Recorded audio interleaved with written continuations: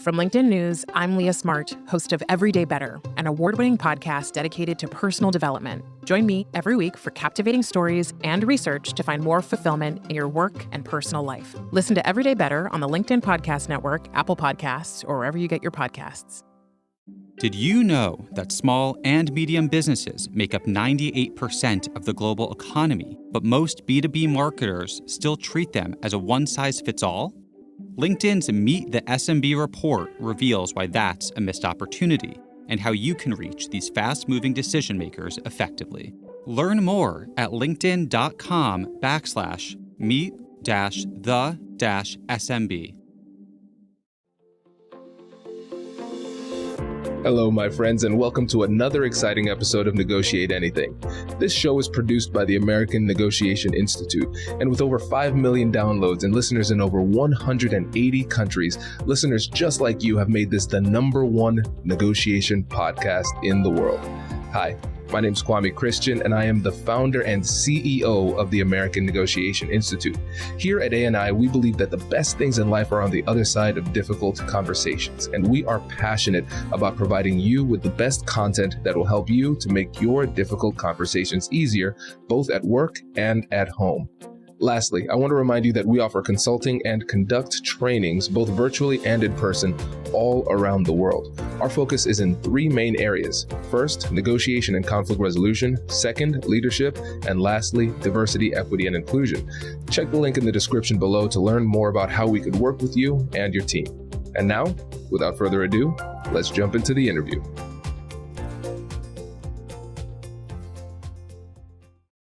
John, thanks for joining us today. Thank you for having me, Kwame.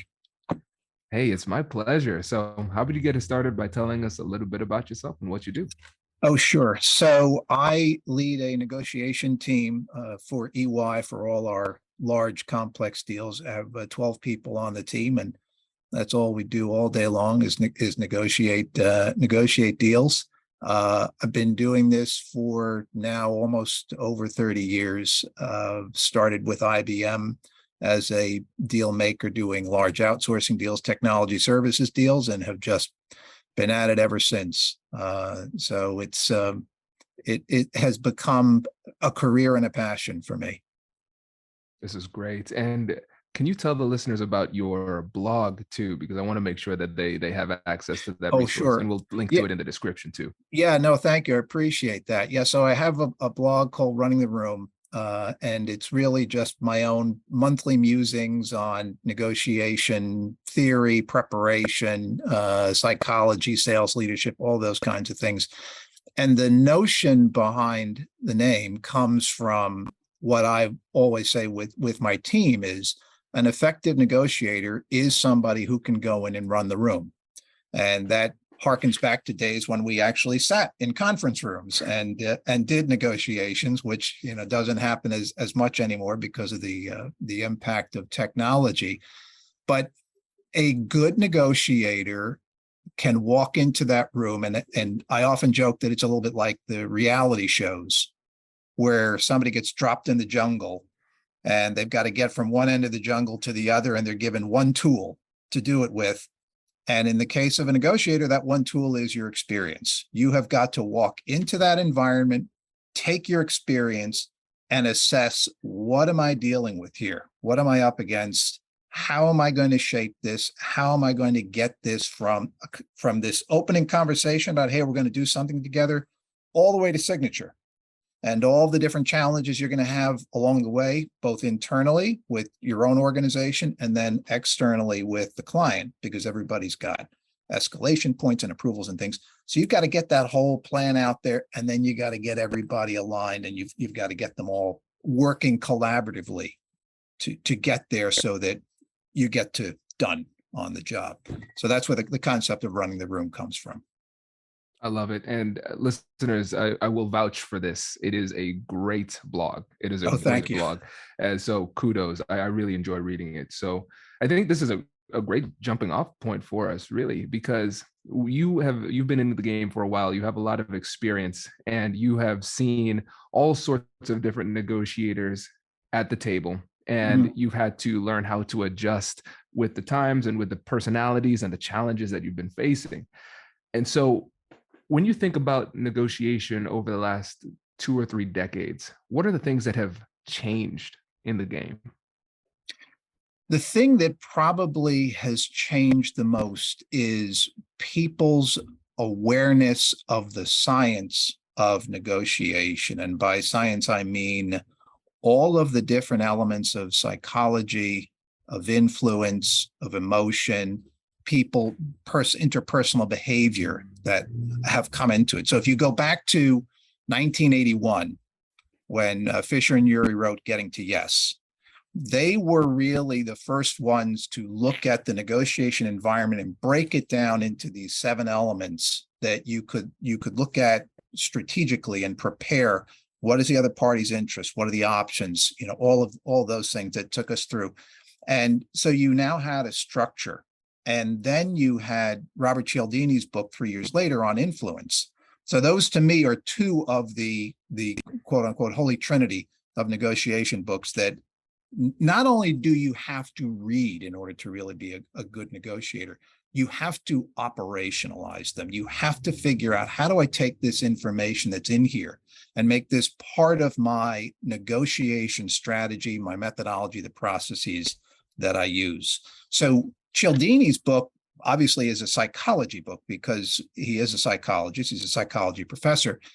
And when he broke out those 6 elements of influence to say, these are the triggers that marketers are using, because the beauty of Cialdini's book is he wrote it for us to be aware of how others were trying to influence us. And people like myself and marketers have taken it and used it instead as a tool for how can I influence other people. So rather than it being a, so to speak, cautionary tale for consumers about watch out for how you're being influenced, the influencers have taken it and flipped it and said, oh, now I know how I can be more effective with this, how I can be more intentional with this. And it really is about being intentional. When I say operationalize, it's about being intentional and saying things like, okay, what is the most important thing I need to think about before I walk in the room for this negotiation? And as a constant, you always want to think about, how do I get the other party to like me? And not like in the sense of they think they think I'm a really swell person, but how do I get them to see I am like them, right? How I am familiar, because the word familiar comes from the same root as family. So how do I get the other party to think of me as family? Because then the other book that came out around the trust equation, Charles Green's book, then talked about the importance of trust in negotiation. And so all of these things, these little pieces start to come together. So the people who used to go in the room and bang the table and say, this is what we want or else, suddenly you realize, wow, I really have to think more deeply about how I talk, my tone, what I wear. Amy Cuddy's piece on competence and warmth. What are the first impressions the other party takes of you in the first 5 minutes? They did studies to find that warmth was very important, that you come across as non-threatening to them. So I intentionally wore what I wore today. I actually pay very close attention to what I wear when I'm going into a meeting. So I wear blue very often because blue is a trust color. And I will wear a blue tie, but on the blue tie, I've got little pizza slices. So the pizza slices are there to kind of be, a little bit fun and show I don't take myself too seriously. I wear this stuff, but I'll wear something that's a little funny. And you had somebody on, Remy Smolinski, who had a way of framing this that I thought was really brilliant when he talked about the panda bear. When he said an effective negotiator is a little bit like a panda bear, that you come in, not that you're cute and fuzzy, but that, panda bears appear non-threatening to us. And so you like to watch a panda bear and see what's a panda bear going to do. And it's the same thing with a negotiator. You don't want to come in like a grizzly bear, You don't want to come in like threatening, I'm going to kill. You want to come in and be somebody. It's like, okay, this person doesn't seem like they're a threat to me. And then all those risks, again, going back to the science, biologically, all the risk elements of what's going on in the other person's brain start to drop down. And the other person starts to say, okay, this is not a fight or flight situation. This is somebody who I'm going to be able to work with. And then you start to build a dialogue. You start to build a discourse of where you're able to talk to one another. So a long way of saying it's science is what has changed, that we think more deeply about the science of negotiation and apply it. John, this is a masterclass. I've already taken so many notes. And for those listening via audio, the background that John has is a ton of different books, and it is very clear that you are well read. And I love the fact that what you've done is you've married the science with practicality. Yep. And what's really been fascinating to me when I talk to people who have a lot of experience in negotiation is that the fundamentals never change. The fundamentals never change because we're dealing with the same operating system year to year. The culture will change, the technology will change, those type of things, but the underlying psychology is the same. And what's really interesting about these great negotiators is that through trial and experience, they've been able to really home in on the things that work. And then subsequently, the science caught up with the practice and validated the things that have been working. So now we understand why it works. And then we can also recognize that some of the kind of old school, more power-based negotiation strategies, like you said, where the person's banging on the table, it's not that works or it's effective. It's that when people use it from time to time, they are successful in spite of the fact that it is very harmful, And so I love the fact that we're using the science to substantiate this. And really, the thing that I want to focus in on is the word focus, because people are not coming into these negotiations and freestyling. We're very intentional. The word you said was intentional, and being intentional about putting yourself in a position to get the person to like you, not in a way that puts you in a position where somebody can take advantage of you, but it makes you more likable and it makes you seem as less of a threat. And we can understand those psychological barriers that are in our way. But if people start to like you and see you as part of their team, become familiar, now those barriers are out of the way and it makes persuasion a lot easier. Absolutely. Absolutely. And I'm going to say something that's going to sound a lot more perhaps nefarious than it's intended to sound. But in negotiation, it's like poker. You play the people, not the cards. That's where the focus has to be. It has to be on the people. And the reason for that is the people make the decisions. The deal only gets done when you can take the no that's in somebody's head and somehow find a way, using words of influence, using the environment you have, thinking deeply about what is their perspective and how am I going to move this no, and you get that to a yes. That's about the substance at that point doesn't matter, right? In terms of what's the nature of the deal. It's not about the substance. It's not about, is it more money, less money, this or that. It's how do I get the person to say yes in the environment that I have presented to them right now? How do I get them to understand the weakness of their BATNA? I don't think people thought deeply about the concept of BATNA until Fisher and Urey wrote about it. And people have said one of the problems of getting to yes is it doesn't address the issue of power in negotiation. And that's patently untrue. The whole point of a BATNA is the most powerful person at the table is the one who cares least about the deal. Because if I don't care about the deal, what am I going to do? I'm getting up. I'm leaving, right? And now the other side has to put more options on. They have to make the deal richer for me because I can go somewhere else. That's the power of the BATNA. They didn't talk about power in the sense of, physical power, like being a tough negotiator, something like that, wearing people out. It's the power of the choices.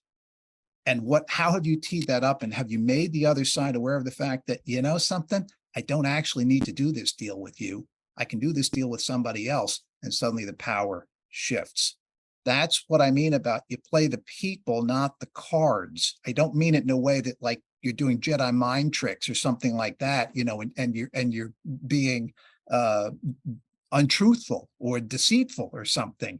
It's thinking about how do I motivate the other side to say, you know what John is saying does make sense. It does seem like the better option. I'm going to go with that one. And that all depends on my ability to influence and the words that I'm going to use. Does your company invest in professional development training? If you believe that your team would benefit from a negotiation workshop, all you need to do is go to our website, fill out the workshop request form, and then we'll set up a time to chat. These workshops are completely customizable, and we've done them all around the country. Negotiation and conflict resolution skills are beneficial across all professions, but they're especially useful in procurement, purchasing, sales, sourcing, and contract management.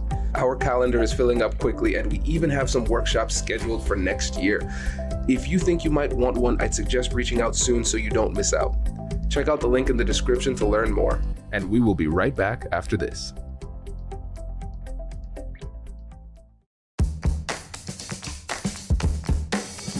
Hey you, I'm Andrew Seaman. Do you want a new job? Or do you want to move forward in your career? Well, you should listen to my weekly show called Get Hired with Andrew Seaman. We talk about it all, and it's waiting for you, yes you, wherever you get your podcasts. Small and medium businesses don't have time to waste, and neither do marketers trying to reach them. On LinkedIn, more SMB decision makers are actively looking for new solutions to help them grow, whether it's software or financial services. Our Meet the SMB report breaks down how these businesses buy and what really influences their choices. Learn more at linkedin.com/meet-the-SMB. That's linkedin.com/meet-the-SMB. It makes so much sense. And it shows how dynamic these negotiations have to be. Because if we can't be prescriptive from a podcast in terms of the specifics of a negotiation, we can talk about the principles. We could talk about our war stories and how we've applied the principles. But if somebody says, what should I do in general in this situation? I say, I don't know who you're negotiating with.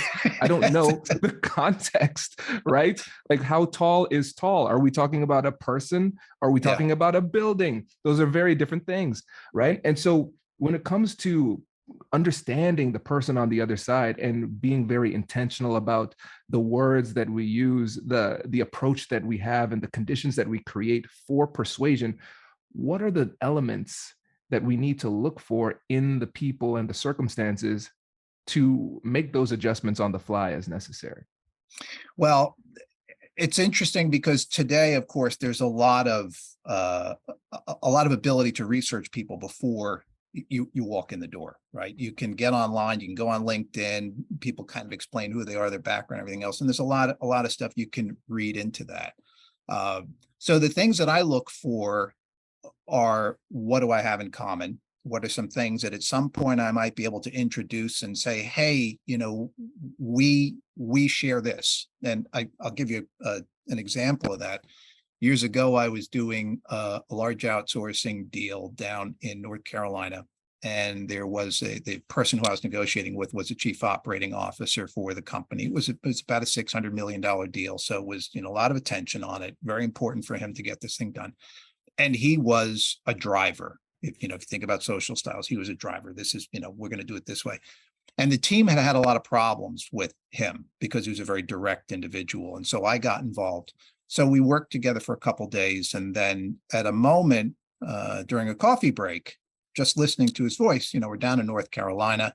I have a little bit of an ear for accents, and I said to him, "Bob, you don't sound like you're from North Carolina. That's like a New York accent you got going on." And he laughed. He said, "Yeah, I'm from the Bronx." Well, for me, that just opened the door because I'm from New York. I said, "Oh, where are you from in the Bronx?" He said, "Castle Hill." I said, all right, I'm going to take a shot at this, right? He had an Irish last name. So I took a shot and I said, oh, that's St. Raymond's Parish, isn't it? Because I knew St. Raymond's High School was in Castle Hill in the Bronx. He said, yeah, I went to St. Raymond's. I said, oh, no kidding. Do you know Bill Donovan and Tom Lowry. He says, oh yeah, his brother was in my class. I said, oh, my son plays baseball with his son. Oh yeah, back and forth, blah, blah, blah.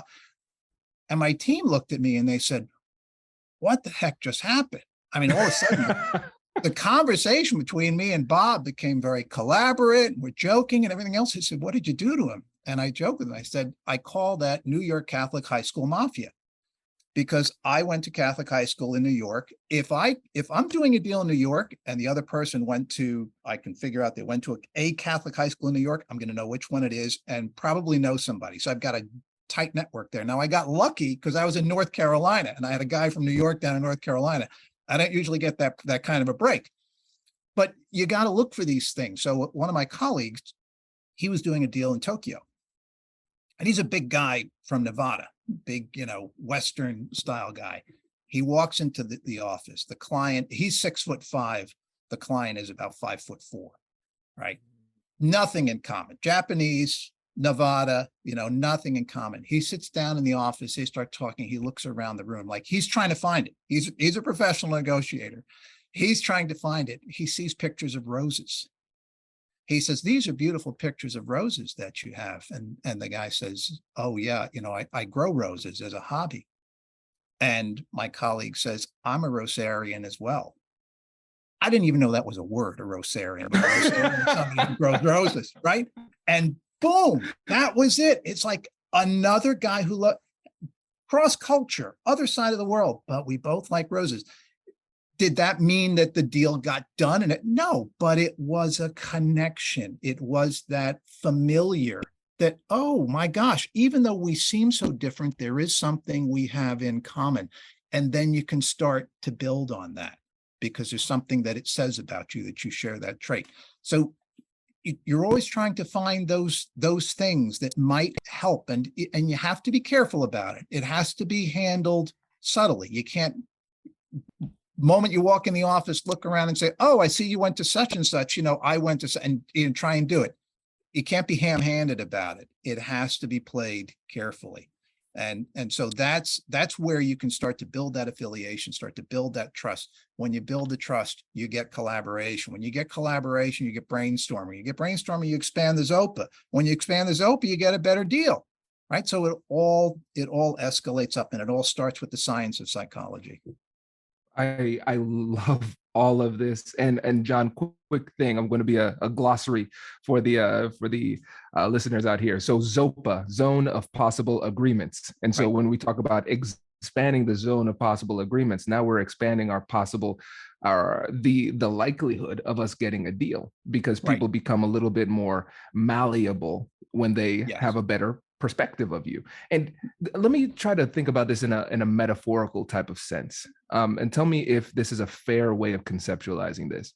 It seems like it's about removing barriers ethically, and then as we're removing barriers, we're also building up positive momentum. Mm-hmm. So when we think about the trust, when somebody trusts you, it makes your words more persuasive. They're more vulnerable. There's reciprocal vulnerability. It just makes it easier. The conversation becomes easier. Those barriers start to go down. They're less skeptical, things like that. But then at the same time, they start to see, hey, I like this guy. We are like each other. There's familiarity. You know what? I can share a little bit more with him. And so we're starting to build that positive momentum that gets us in the direction of a deal. Right. That's exactly how it goes. And again, the science supports this, because what they have found, for example, when an individual sees a new face, there is a reaction in the brain that is consistent with the notion of fight or flight. I have to assess, I have to figure out, is this person somebody who's going to hurt me, help me, what's going on here? That reaction does not happen with a face that is familiar, because the brain has already processed that. So the sooner that one can get the sense of risk down, and this is where you get into Amy Cuddy's piece on warmth and competence, the sooner that you can demonstrate warmth and competence to the other party, the faster that risk factor is going to drop, and the trust is going to rise because of the competence. So the notion is When you show warmth and competence, you come in and you demonstrate to the other person you're the panda bear. You are somebody who is not threatening. You wear a goofy blue tie with pizza on it or something like that. You're engaging in the way you first come in. You're respectful. It's not about you. So, I had a guy who I worked with on a deal one time. He showed up and he was wearing a bow tie and those bucks that you see in the 50s movies that are like brown and white Oxford shoes. And it looks like he's going to the hop and dancing to the jukebox or something like that. And I'm looking at this guy and I'm saying, he's a dandy. He's a peacock. He wants this to be about him. It's the wrong message to send to another party when you're coming in to show up, dressed flamboyantly in some way. You can go into a negotiation wearing a clown suit if you want, but just be prepared for the fact that that's going to have an emotional impact on people when you show up in a clown suit and they're going to say, I'm dealing with a clown here, so how is this going to work? So you get the warmth aspect and you sort of get rid of that risk. And then the other side of it is now I've got to demonstrate competence. Now I have to show I know what I'm doing. I'm somebody who can help them and start trust. And that's the slower build, right? The competence isn't going to come immediately. The first impression is real. And then there's a competence. And here's the thing. When people say, so when does a negotiation start? Does it start, when you shake hands? Does it start when you walk in the room? And I always tell people it starts as soon as I know who the other party is.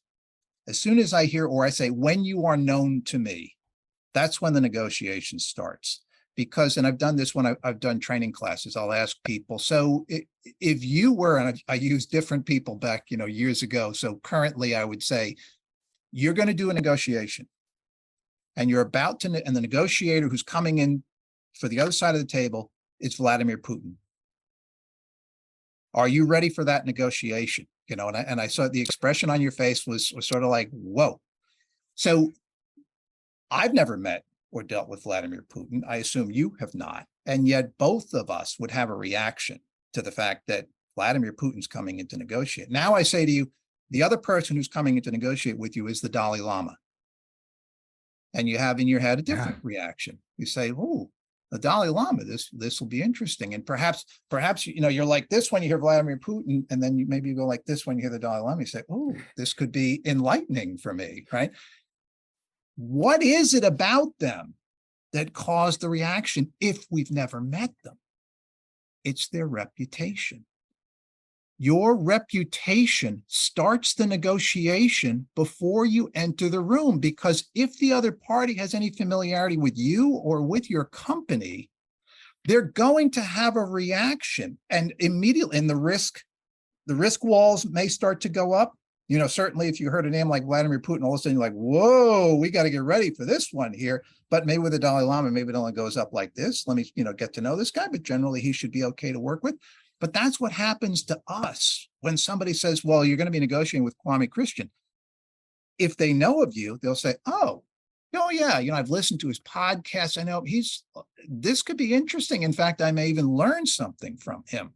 But if you are somebody who has built a reputation in the industry, particularly in my industry, in the technology services industry, I've run into some of the same people over time.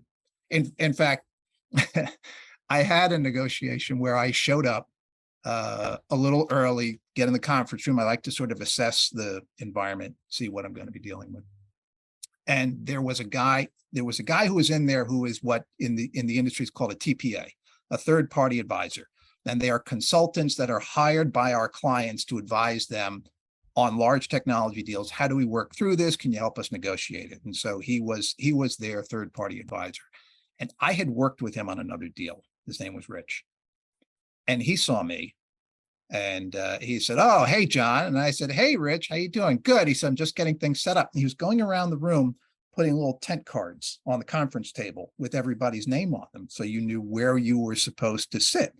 He was a little bit deep into details when he did these deals. So I'm looking around. I don't see my name. There's no tent card. I mean, my name should be the center of the table because I am going to be negotiating this deal probably across the table from him because he's going to be negotiating this deal. But there's no card. with my name on it on the table. I said, Rich, where's my card? He said, oh, you're over there. And he points to a chair sitting by the door. And he says, and I look over and there's my name on a 10 card sitting on a chair next to the door. And he says, in Dieffenbach, if you give me any trouble tomorrow, the chair will be outside the door. So I laughed. I said, all right, Rich, I picked up the card. I walked over to the table. I put it down across the table from him. I said, I'll see you after lunch. He saw my name, right? The negotiation started because we'd worked before. So he's like, all right, I'm going to give Dieffenbach a little tweak here. And he sets me up, next to the door to try and knock me back on my heels. Okay. We're going to have some fun, aren't we? So, that's the notion of the reputation precedes you when you come in there. And so one has to be very careful about, first of all, what's out there on social media, what kinds of things you're putting out there, because people will research you, but then also how are you known in the industry, and how is your company known in the industry? You're so right, John. And it's almost like when people ask, when does the negotiation begin? The answer is it's already has. And they say, which negotiation? All of them. You do it right now with like your character, your essence, your reputation. It's so powerful. It's true. Yeah. And I think it'll be fun to do a little bit of a psychoanalysis of that move with Rich at the negotiation table. Because there could be a school of thought that say, oh, this is just meaningless banter. It doesn't matter at all. But then there are people who are thinking like, hey, there are some serious little meta negotiations that are happening here. So when you like psychoanalyze that situation, what do you think is happening behind the scenes? Yeah, it's definitely something to exert dominance in his case. And this was a long negotiation. I mean, we worked this out. And so there's another rich story that goes with this. It's actually kind of fun because he did prove to be difficult. And, and this is the notion around when people say, how do I deal with somebody who's a difficult person on the other side? There are ways that you can handle it. And so in the case of him, what he kept doing was he kept challenging our credibility. He would say things that made it sound like maybe we were lying to the client. So, and this deal had to get done. This deal was in a big hurry. We didn't have time to mess around, so I was aware of that we were on a very tight timeline. And he would say, for example, well, that's not what you said in your submission. You guys are changing your answer now. And I said, Rich, that's not true. Here's what we said previously, and here's what we're saying now. And so I had to, show that it wasn't true. And then he said it again, maybe a day later, something again that said, that's not what you said. You said something different. And this time I said, you know what, Rich?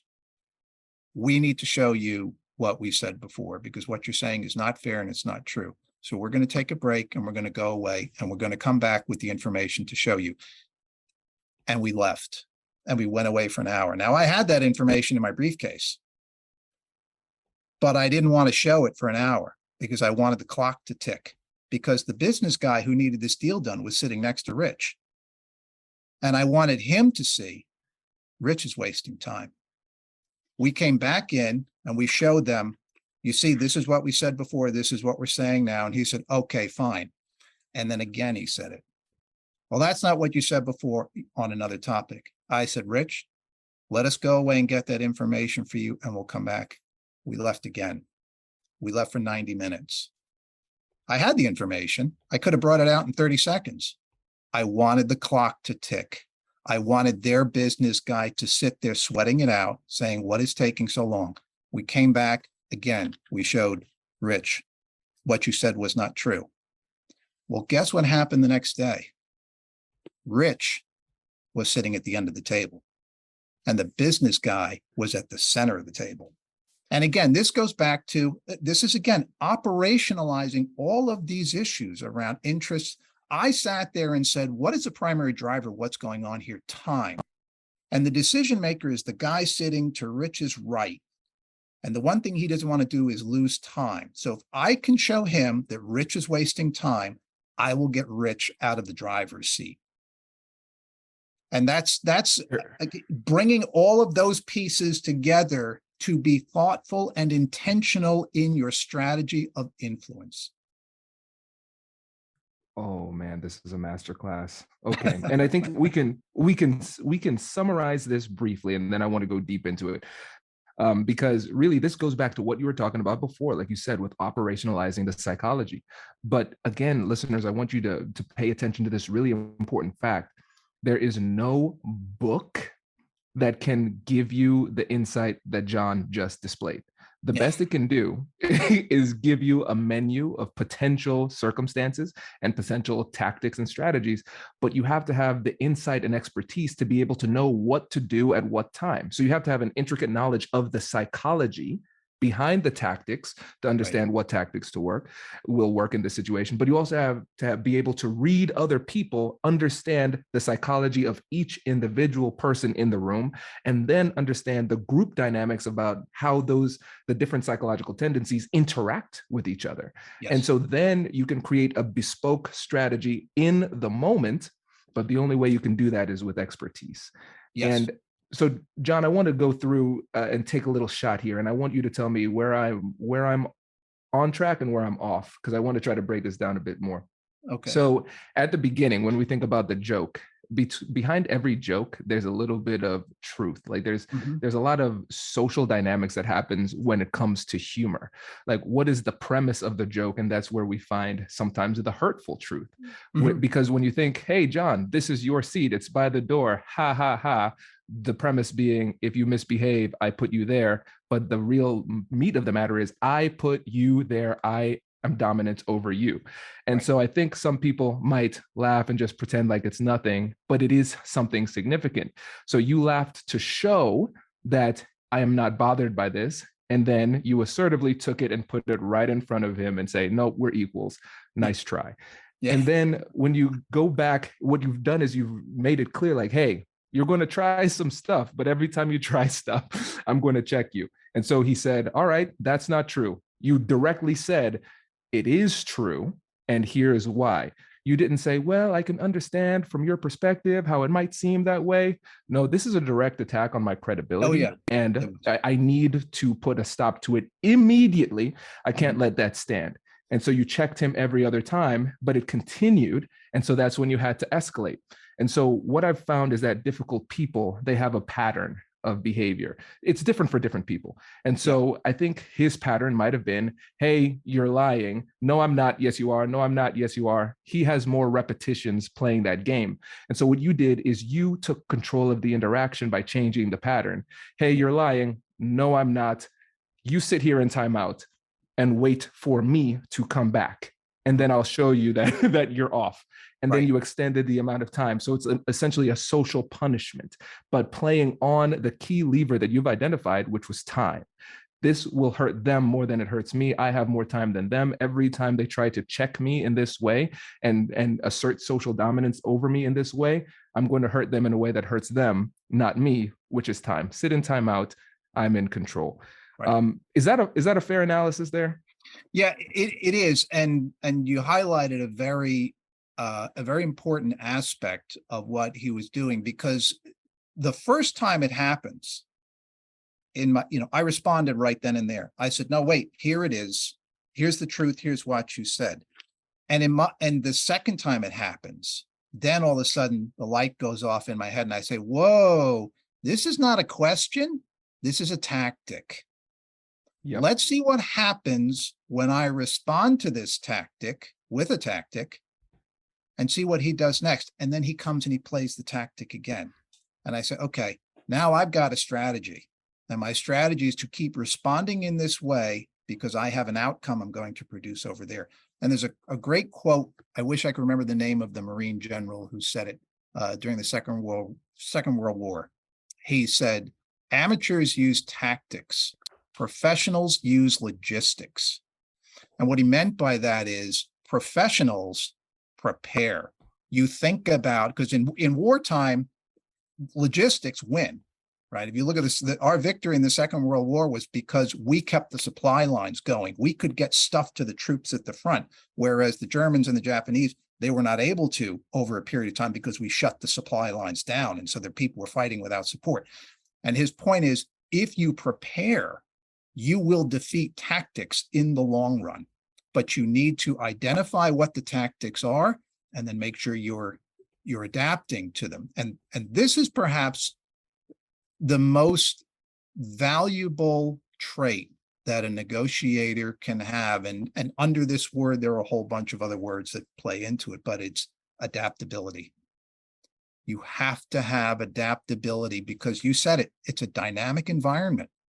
People will come and go. The situation will change.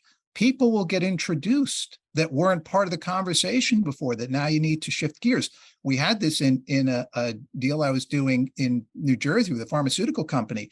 We sat down and talked about who do we have to influence on the other side of the table.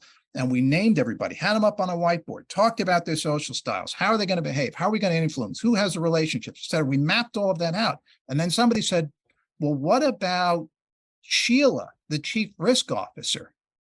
And we all did what I call a collective Scooby-Doo. We all went, "Roar," and said, we said, who is Sheila? Oh, she is the new chief risk officer they just hired. Oh, what do we know about her? Well, we know she doesn't like services being delivered from the Philippines. And guess where we were delivering our services from? The Philippines. So something is like, whoa, we've got a whole new situation here. We got to shift gears and figure this out. And in every environment that you go into, again, you land in the jungle, got to assess the environment. How am I going to get to the other side of the jungle here? There are people who must say yes, and there are people who can say no. Those are two different groups of people. And they require two different strategies of influence, because the people who can say no, the focus in the negotiation is mitigating risk for them, showing them this is safe. You can say yes to this. This is going to be safe. The people who must say yes are probably looking at different options, and you need to show them why I am the yes that brings the most value to you. It's a sales exercise. You're selling to the people who must say yes. You're calming the people who can say no. So you need to be, again, intentional in your strategy of influence of how am I going to run the room and get this to signature among all these different people that I'm dealing with. John, I feel like almost every sentence that you said could have been a podcast in itself. like everything, I just want to keep on going deeper and deeper and deeper. But unfortunately, I have to wrap for time, but I would love to have you back on to continue to explore. This is great. And I think listeners are saying, I need to know more about this John guy, and I want to learn more about his blog. So before you go, can you remind them about you, how you can get in touch with them and those type of things? Absolutely. Yeah, runningtheroom.com is the blog. I've been writing it for over 10 years now. So there's lots of content out there. You know, I've always been a writer at my core. And so I just like to sometimes get my thought out on paper. So it's, I just really write it for myself and for people who may find value in it. So I love it. Yes, listeners, again, I highly recommend it. It is a great blog. And John, thank you for sharing your expertise with us. Really appreciate it. It's been my pleasure, Kwame. Thank you so much. Congratulations, you've just joined an elite club. By listening to a full episode, you're now officially on the Negotiate Anything team. So welcome aboard. What most team members do is they subscribe to the podcast because that allows them to automatically get the latest episodes of the show. The best things in life lie on the other side of difficult conversations. Keep learning, keep practicing, and keep getting better. Your relationships will improve, your career will soar, and you'll have the confidence you need to get the most out of these crucial conversations. Again, thank you for joining the team. We're excited to have you, and I will see you in the next episode. I'll catch you later.